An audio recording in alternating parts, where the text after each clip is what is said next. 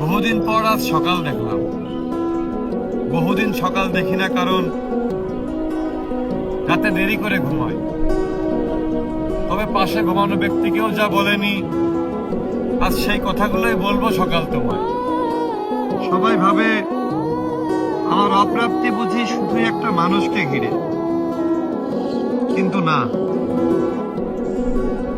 আমার অপ্রাপ্তি ছিল জীবনের প্রতিটা জায়গা। ফ্যামিলিতে ভালোবাসা ছিল, কিন্তু বোঝাপড়া ছিল না। লাইফ পার্টনার ছিল, কিন্তু আমার উপর তার ভরসা ছিল না। বন্ধু ছিল অনেক, কিন্তু দুঃসময়ে পাশে দাঁড়ানোর মতো পাইনি একজনকে। আমি হাসতে শিখেছি, কারণ আমি কাঁদলে কেউ কারণ জিজ্ঞেস করতো না, কেউ জানতে চাইতো না আমি কেন কাঁদছি। আমি চুপ থাকতে শিখেছি, কারণ আমি কথা বললেও আমার মনের ভাষা আমি কাউকে বোঝাতে পারিনি। এইভাবে এক এক দিনে এক এক করে সব আশা ভেঙে গেছে।